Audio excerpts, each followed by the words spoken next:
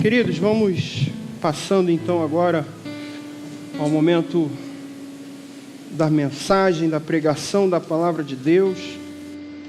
E nesta manhã nós estaremos dando início a uma nova série de sermões expositivos que propomos para esse ano de 2021.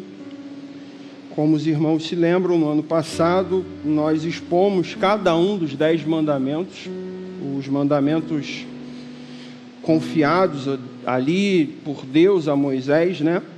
E naquela série nós tivemos a oportunidade de decifrar, de entender um pouco mais a fundo daquilo que se tratavam cada um daqueles mandamentos. O curioso para nós é que, apesar de parecerem simples, né, e de fácil compreensão, nós pudemos observar como o significado de cada um deles era bem mais amplo daquilo que realmente parecia. E hoje, então, nós vamos iniciar uma série sobre as parábolas de Jesus. E apesar de, semelhantemente aos 10 mandamentos, apesar de parecerem simples, de fácil compreensão, e essa era de fato uma das propostas de Jesus ao pregar em parábolas, era tornar aquele conhecimento de fácil compreensão, nós vamos observar que existem também alguns detalhes, existem alguns pormenores ali que quase sempre passam desapercebidos quando nós lemos cada uma das parábolas. Ao todo serão 9 mensagens, tá, dessa nova série. Obviamente a gente não vai conseguir expor todas as parábolas, né? A gente estima que Jesus tenha pregado cerca de 40 parábolas durante o seu ministério terreno.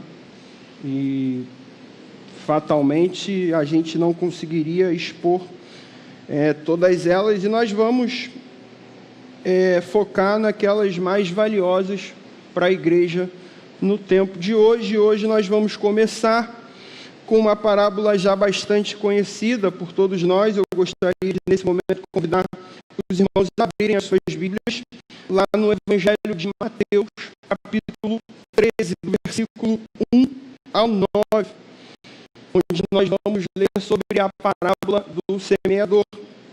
Essa parábola que tem como textos correlatos, né, Marcos capítulo 4 e também o Evangelho de Lucas no capítulo 8. Então vamos fazer a leitura de Mateus 13, do versículo 1 ao 9. Assentados mesmo, diz assim a palavra do Senhor: naquele mesmo dia, saindo Jesus de casa, sentou-se à beira-mar, e grandes multidões se reuniram perto dele, de modo que entrou num barco e se assentou, e toda a multidão estava em pé na praia. E de muitas coisas lhes falou por parábolas e dizia: eis que o semeador saiu a semear, e ao semear, uma parte caiu à beira do caminho, e vindo as aves a comer.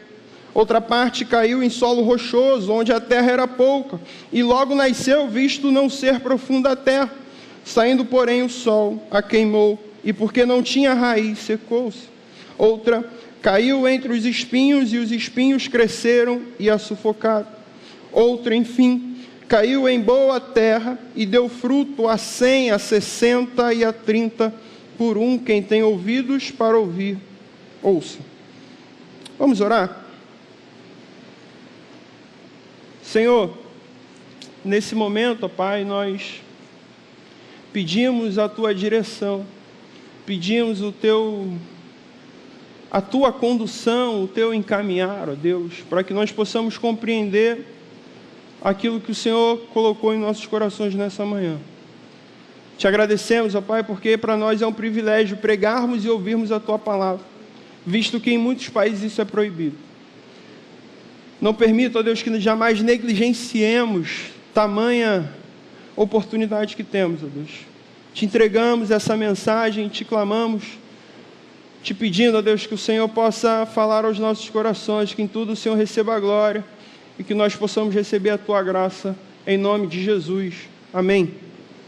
Queridos, conforme comentado, sem dúvidas essa é uma das parábolas mais conhecidas de Jesus, talvez esteja atrás ali apenas da parábola do filho pródigo. A parábola do filho pródigo ela é conhecida até por não cristãos, mas é uma parábola muito conhecida, certamente você já ouviu alguém pregar sobre ela, e o que nos motiva a pregarmos sobre isso é que sempre é uma necessidade de expormos, de falarmos sobre o que significa aquilo que Cristo disse, ou o que Ele quis dizer sobre tudo isso. E antes de nós adentrarmos especificamente no texto, nós precisamos destacar alguns aspectos que dão o contexto daquilo que estava acontecendo. O primeiro aspecto que nós precisamos ter em mente é que Mateus 13, esse texto que nós acabamos de ler, ele marca uma ruptura no ministério de Jesus.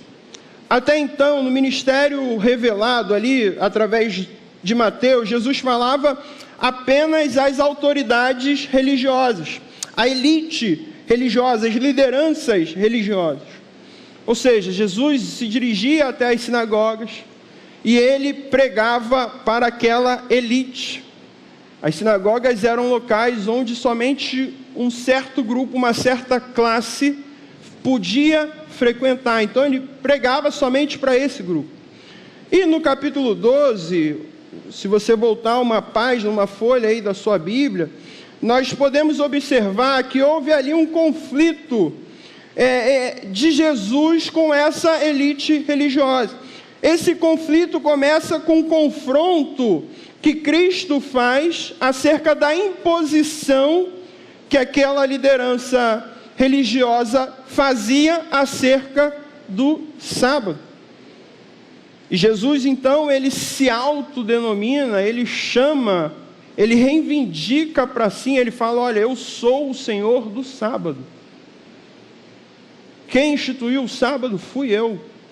Quem criou o sábado fui eu. Ele reivindica essa autoridade. Ou seja, ele estava naquele momento tirando toda a autoridade que aquela liderança tinha sobre o povo. Obviamente, eles não ficaram nem um pouco satisfeitos com isso, não ficaram nem um pouco felizes com isso. Jesus então se denomina Senhor do sábado, e eu falei no início que a gente expôs os 10 mandamentos lá, em uma das séries, no 4º mandamento, é a instituição do sábado, quando Deus fala para guardar o sábado, e nós aprendemos sobre o sábado, e aprendemos também porque hoje nós não mais guardamos o sábado.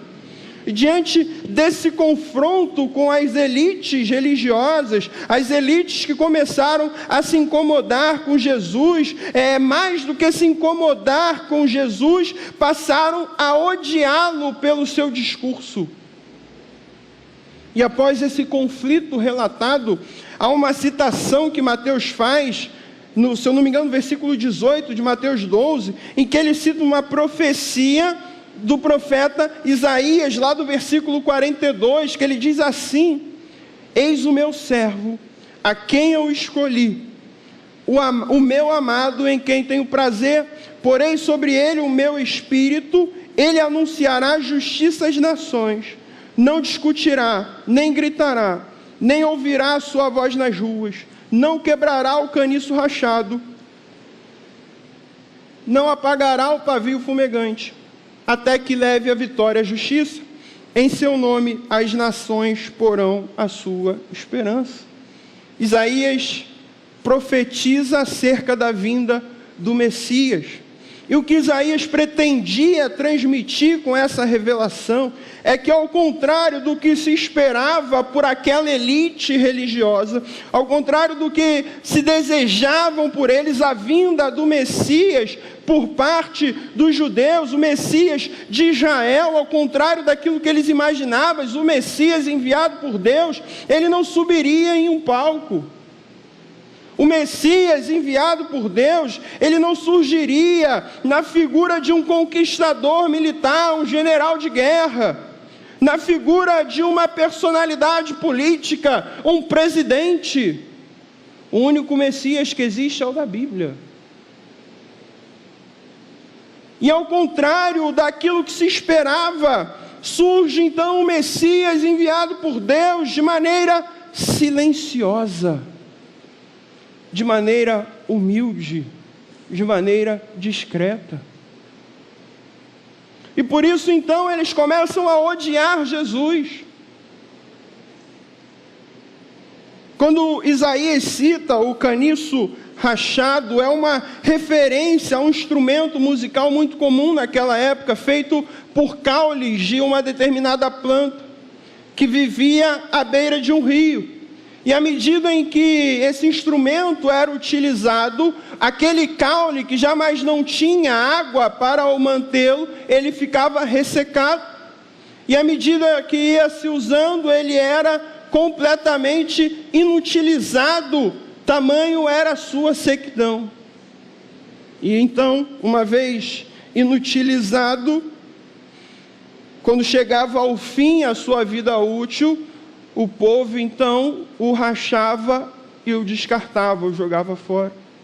Outra referência que Isaías usa, o pavio fumegante, era referência ao pavio de uma lâmpada que não mais conseguia sustentar a chama, se tornando assim, da mesma forma, também inútil para produzir luz.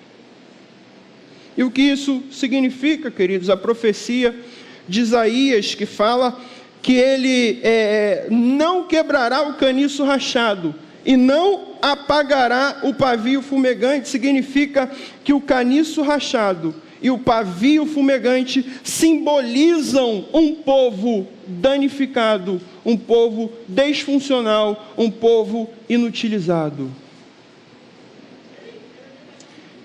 Esse povo, queridos, somos nós, inutilizados, disfuncionais, danificados, quebrados, sem utilidade.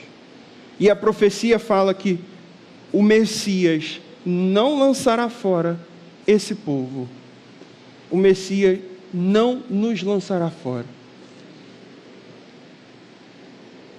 O que se pretendia dizer é que, em vez de rejeitar esse povo disfuncional e danificado, em vez de descartar esse povo danificado e disfuncional, o Messias enviado por Deus os acolheria e os instruiria e os curaria e os transformaria e lhes daria servidão. E é isso que Deus faz a cada um de nós. Mesmo os danificados, mesmo os quebrados, disfuncionais, o Messias não nos rejeitou, pelo contrário, Ele nos curou, Ele nos transformou, Ele nos deu vida e agora nos deu servidão, nos deu utilidade no seu reino.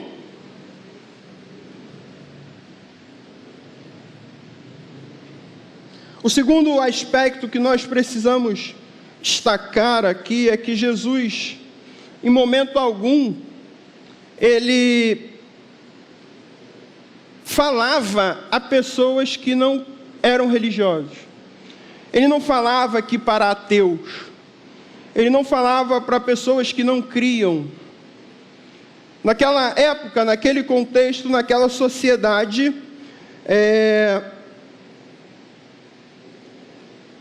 basicamente toda a população era de alguma forma religiosa. Toda a população cria, e por essa razão é que, apesar de muitos dizerem o contrário, a mensagem de hoje, aquilo que Jesus falava na parábola do semeador, é para a igreja hoje, é para cada um de nós, religiosos, que seguimos a religião cristã. E destacando então esses dois pontos, nós chegamos no capítulo 13, que marca justamente essa ruptura. Antes, Cristo falava a uma elite religiosa, e essa elite soberba, prepotente, arrogante, ao ponto de não dar ouvidos à sua mensagem. Jesus rompe com essa elite religiosa, ele sai das sinagogas e agora ele começa então a pregar para o povo, pregar para a multidão, diante da rejeição do povo judeu. E o versículo 2 do capítulo 13, olha o que ele vai dizer, fala que grandes multidões se reuniram perto dele para o ouvirem. Naquela época, queridos, a contagem oficial, os irmãos bem sabem, contabilizavam apenas homens adultos.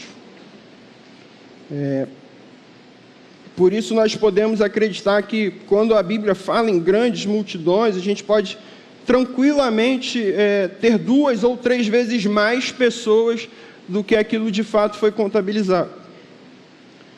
E eram, sem dúvidas, 2, 3 vezes mais pessoas tentando tocar em Jesus, tentando abraçar Jesus, tentando estar perto de Jesus. Então a maneira mais segura que Jesus encontra de pregar aquele povo foi entrar num barco de pesca, se afastar um pouco da praia, ali da margem, enquanto a multidão se aglomerava para o ouvi-lo. A história em si da parábola do semeador talvez não seja uma das mais encantadoras para nós acostumados, com essa modernidade que temos hoje, com vias asfaltadas, vias pavimentadas. Talvez nos soe meio estranho, mas para aquele povo que vivia naquela sociedade, naquele contexto, era muito fácil compreender aquilo que Jesus estava falando. E só para a gente entender como funcionava, o semeador naquela época, ele usava uma espécie de um arco de dispersão. Ele pegava um punhado de semente, que sempre ficava pendurado em uma bolsa ali do seu lado, e ele utilizava esse arco de dispersão para jogar a semente sobre os campos. Ele não ia de um em uma, ele lançava aleatoriamente as sementes. A ideia era lançar as sementes o mais longe possível, cobrir a maior parte do campo possível, para que ele pudesse fazer isso com agilidade. A ideia era justamente essa, mas obviamente era impossível que o semeador pudesse garantir que todas as sementes cairiam em solo fértil, aquele que daria fruto. Mas algo que nos chama a atenção, queridos, nesse texto, é que em momento algum da história que nós lemos, Jesus fala sobre o semeador. Ele não fala sobre as qualificações do semeador.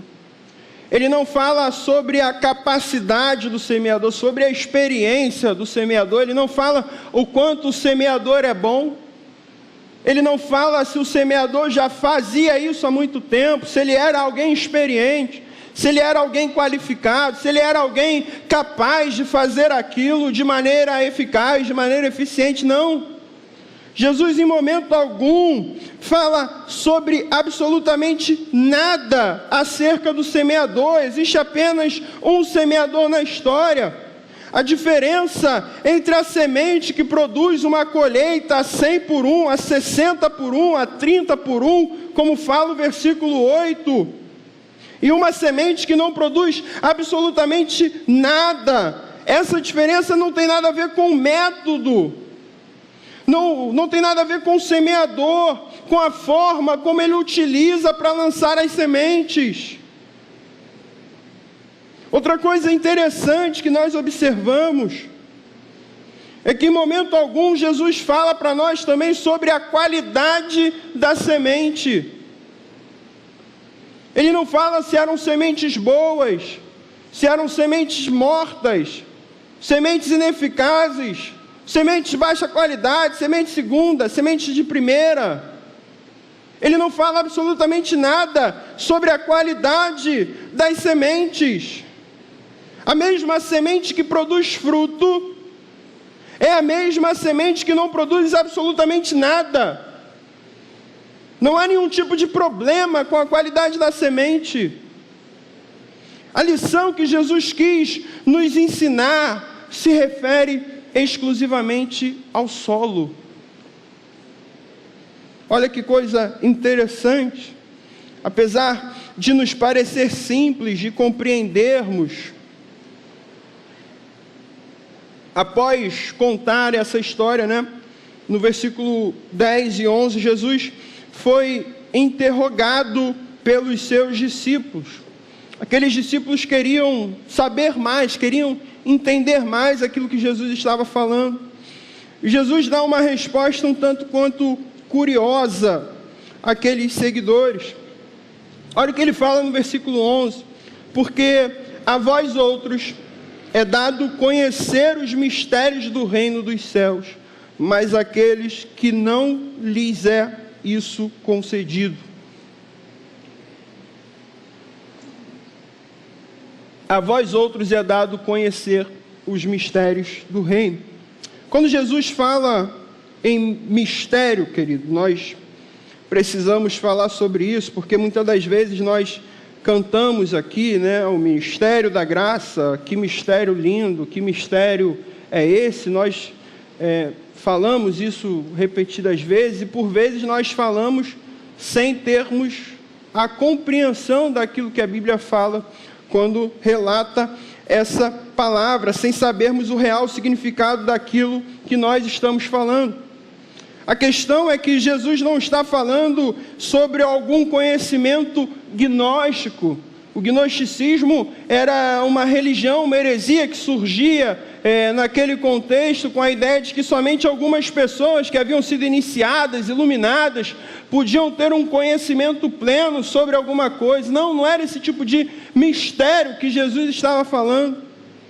Não era também segredos esotéricos que Jesus estava falando, não.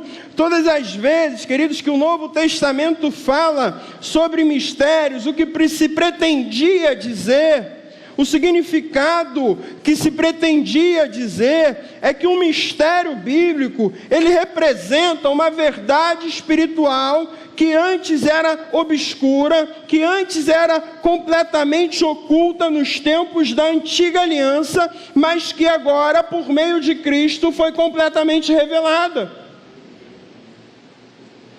Então, o mistério é algo que havia sido ocultado por Deus na antiga aliança, mas há agora uma nova aliança, e essa aliança foi revelada por meio de Cristo, o Verbo encarnado, a palavra de Deus. O fato que nós, gentios, seríamos co-herdeiros e coparticipantes do Evangelho, esse é um dos mistérios revelados. O próprio Evangelho era um desses mistérios. A encarnação do Verbo era um desses mistérios. Todas essas coisas são verdades que não haviam sido completamente reveladas no Antigo Testamento, mas agora então se tornam claras na nova aliança que há em Cristo. Então, um mistério nesse sentido aplicado por Jesus era algo que parcialmente ou completamente estava oculto em determinado momento, mas que agora havia sido plenamente revelado. E ao falar aqueles homens, eles compreenderam as verdades de Jesus, não por serem mais inteligentes, não por terem graduação, nível superior, não por terem qualquer outro tipo de mérito em si mesmo, não por serem videntes, mas sim porque tiveram a humildade de pedir que o próprio Jesus os revelasse.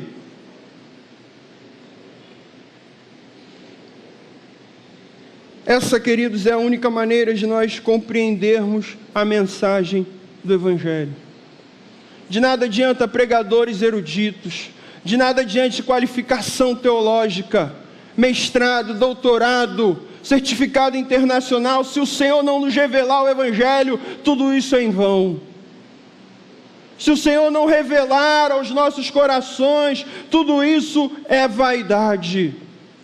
tudo isso é em vão. Nós precisamos reconhecer, queridos, que nada disso tem valor. Reconhecer que nós somos caniços rachados, disfuncionais, quebrados, inutilizados, danificados. Mas se o Senhor nos fizer compreender a sua mensagem, se Ele se revelar a nós, se o Senhor interpretar a sua palavra em nossos corações, nós aí sim seremos úteis ao reino de Deus. Precisamos dizer: Senhor, me faz entender a sua palavra, me faz interpretar a sua palavra. Senhor, põe a tua palavra em meu coração. E Jesus nos fala que a nós nos foi dado conhecimento dos mistérios do reino de Deus. Ele estava dizendo àqueles discípulos e mais algumas pessoas que o interrogaram. Ele estava dizendo: olha, a vocês que compreenderam, vocês foram eleitos de Deus, vocês foram escolhidos de Deus, vocês foram abençoados por Deus, porque eu os interpretei a minha palavra.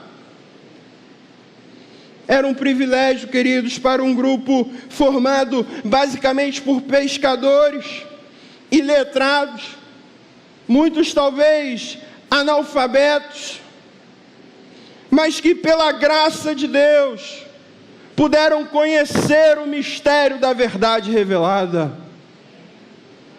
Não são as nossas capacidades, não são os nossos méritos, mas é a graça que nos revela a palavra de Deus. Mas a principal, queridos, lição dessa parábola, eu não vou me adentrar especificamente nos tipos de solo que ela descreve, para não levarmos aqui muitas horas de exposição, para não nos alongarmos. A principal verdade é que tudo que se passa, tudo o que acontece nessa história aponta para a semente. A semente é o centro dessa parábola. A semente é o centro dessa mensagem, tudo gira em torno dela. E isso serve para nós como um modelo, para nós lermos e interpretarmos a Escritura, interpretarmos as histórias que Jesus nos conta.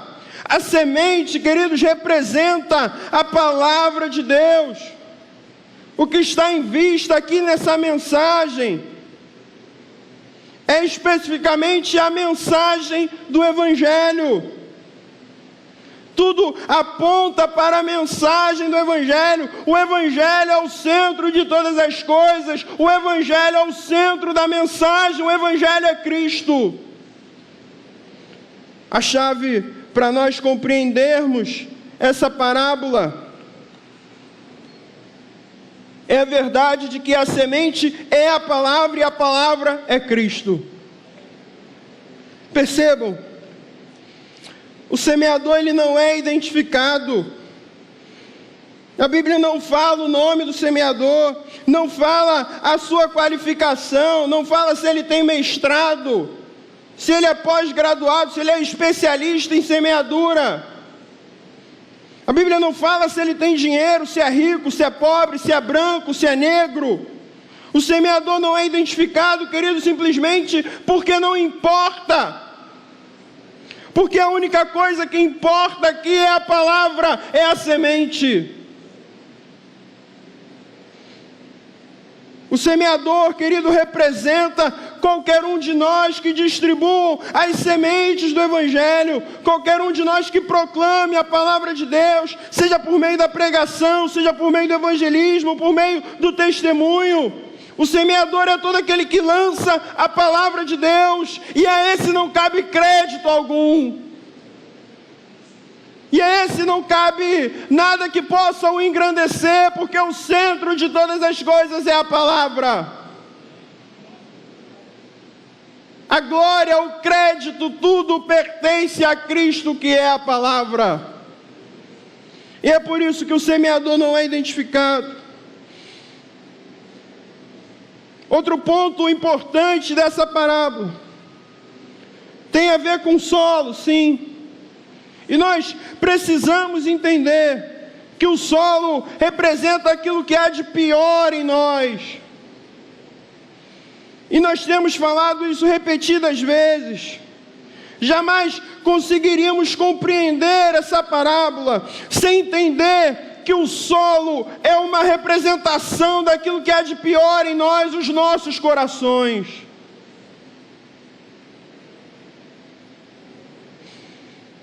A parábola trata de corações humanos, queridos. O solo é o nosso coração.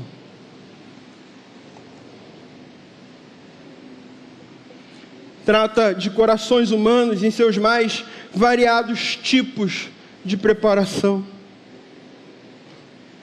Algo que nos chama a atenção, queridos, é que nós sabemos, nós que estudamos biologia na escola, nós sabemos que corações humanos consistem na mesma forma. Corações humanos consistem na mesma matéria orgânica, são intrinsecamente iguais. São tão iguais que quando um tem um detalhezinho, uma diferença, ele logo aponta uma doença. Ele logo acusa uma enfermidade. Mas, via de regra, corações humanos são iguais. Corações humanos são feitos da mesma matéria, têm a mesma forma, têm a mesma função, têm a mesma utilidade. E é por isso que Jesus ensina que nada tem a ver com a habilidade do semeador. Se ele tem boa oratória, se ele é engraçado, se ele é bonito, carismático, não, nem tampouco tem a ver com a qualidade da semente. Por quê? Porque a semente, que é a palavra, ela é perfeita, ela não muda. E qualquer tentativa que nós pudermos fazer para mudar a sua forma, para tentar aumentar a colheita, usando sementes diferentes da semente verdadeira, tudo isso é em vão. A palavra inalterada de Deus é a única semente legítima. A única semente capaz de penetrar e produzir frutos em nossos corações. A única coisa, queridos, que diferencia a colheita abundante da infertilidade, da sequidão, da desolação, a única coisa que diferencia é a condição do nosso coração. O fruto é a única evidência de que a semente foi lançada, foi absorvida e criou raízes em nossos corações. Você pode cantar, você pode pregar, você pode dar aula, você pode fazer faculdades de teologia, mestrado, pós-graduados.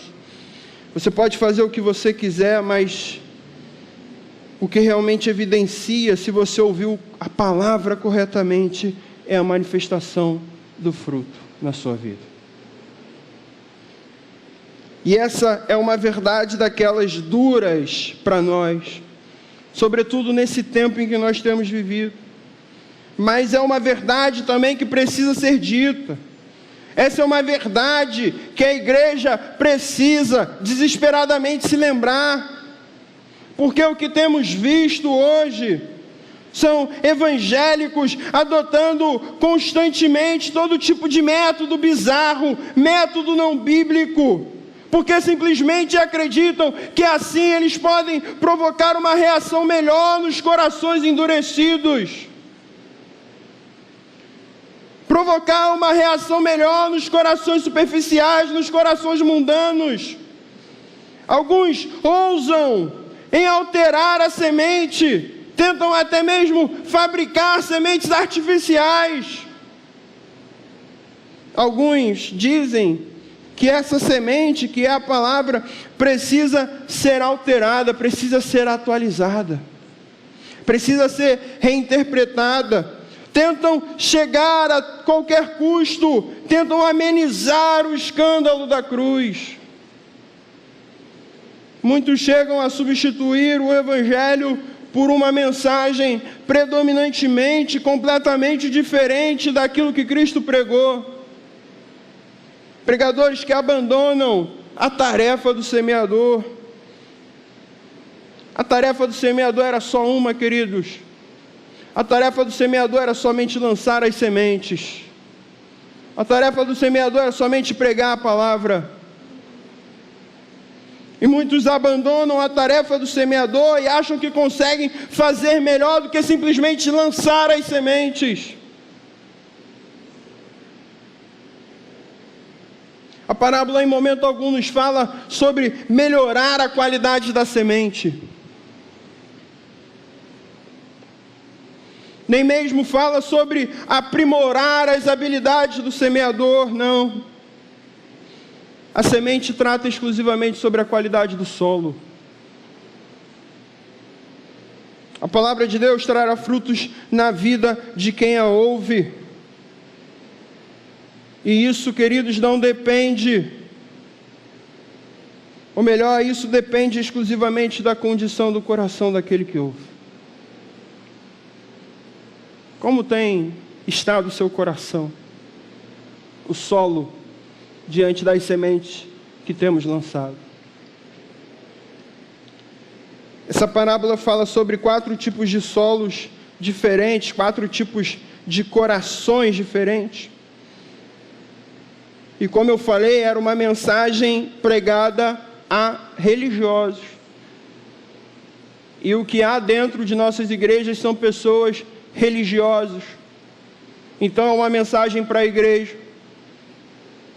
E se aqui na Bíblia haviam 4 tipos de solo, e o solo representa o coração do homem, nós precisamos dizer que dentro da igreja há 4 tipos de corações.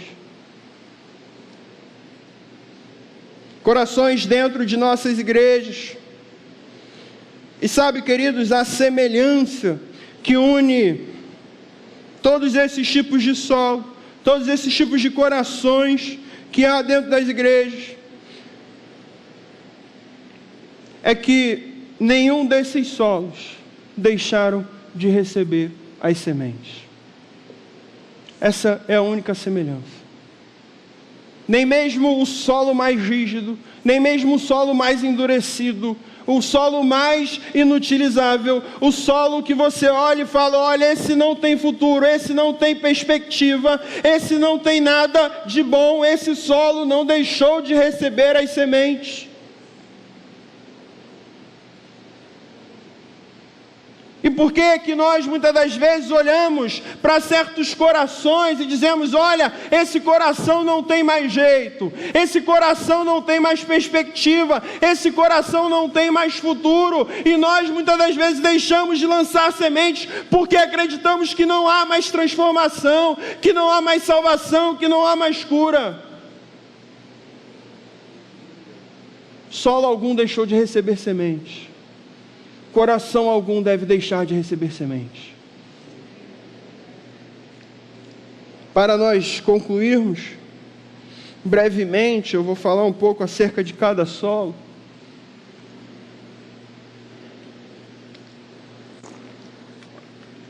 O primeiro solo representa o ouvinte à beira do caminho. Muito provavelmente, aquelas trilhas em que os semeadores se utilizavam para andar pelo campo, de terra seca, terra batida, quase nunca arado. Esse solo representa o ouvinte à beira do caminho.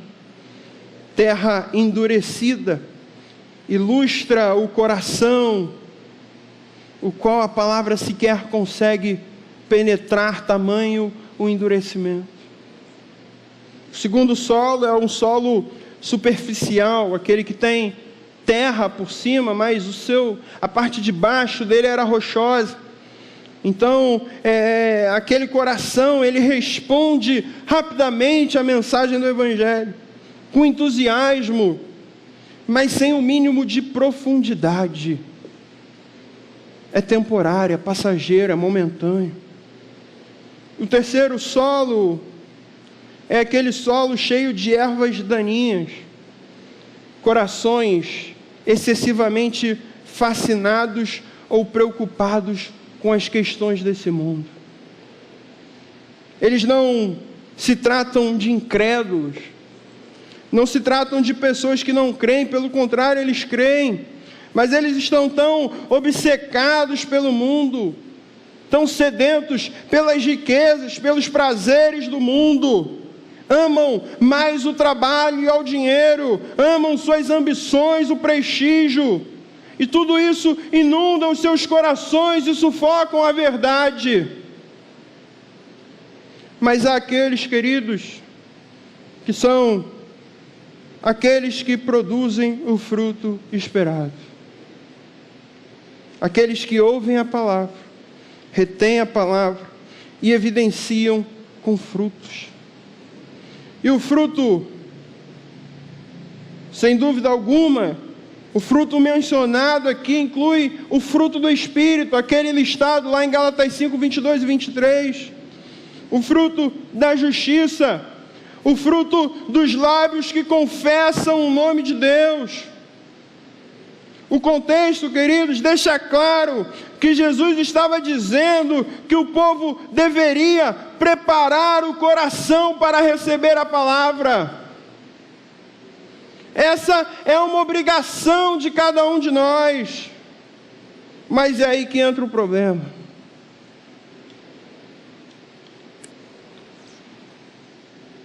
O problema, queridos, é que nós não podemos fazer isso por conta própria. Sabe por quê, queridos? Porque nós somos danificados, quebrados, disfuncionais, inutilizados, caniço rachado, pavio que não funciona mais. Essa é a nossa realidade. Somos impuros além da conta. Somos pecadores caídos, culpados, e temos corações superficiais, corações rebeldes, corações dominados pelas ervas daninhas, que são as riquezas e os prazeres deste mundo, corações muitas das vezes entregues a nós mesmos. Apenas Deus, queridos, e por isso que nós somos tão dependentes dEle, apenas Ele consegue arar e preparar os nossos corações para recebermos a palavra. E Ele faz isso, queridos, por meio da sua obra regeneradora. Como é bom sabermos que um dia fomos alcançados por Ele, que Ele nos regenerou, que Ele nos santificou, quebrou o nosso coração endurecido e nos proporcionou entendermos e ouvirmos essa verdade. Louvado seja o nome de Deus. A obra é dele, queridos, e por Ele nós somos despertados. Ele ilumina as nossas mentes com essa verdade. Ele nos purifica, Ele quebra os nossos corações de pedra e nos dá um coração novo. Ele inscreve a verdade em nossos corações. Nós cremos em Cristo e dependemos completamente da obra do Seu Espírito em nossos corações. Por isso Jesus falava para religiosos. Eles sabiam que existiam religiosos de solo fértil, religiosos de solo superficial, religiosos mundanos. Mas há aqueles também religiosos frutíferos, aqueles que dão fruto para a glória de Deus. Existe todo tipo de solo dentro de nossas igrejas, todo tipo de coração, queridos. E por isso que nós precisamos todos os dias lançar as sementes. Precisamos todos os dias orarmos para que Deus preencha os nossos corações e nos tornem solos frutíferos para a glória do Teu nome. Queria concluir essa mensagem com a leitura do Salmo 51, um salmo de Davi, muito conhecido por todos nós.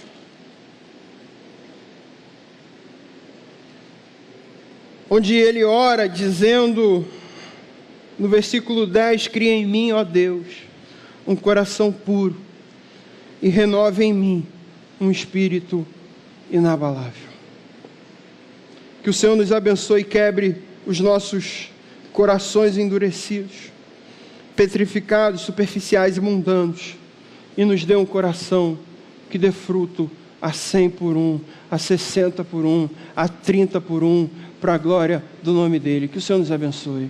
Deus, nós louvamos o Teu nome, te agradecemos mais uma vez, porque a Tua palavra fala aos nossos corações.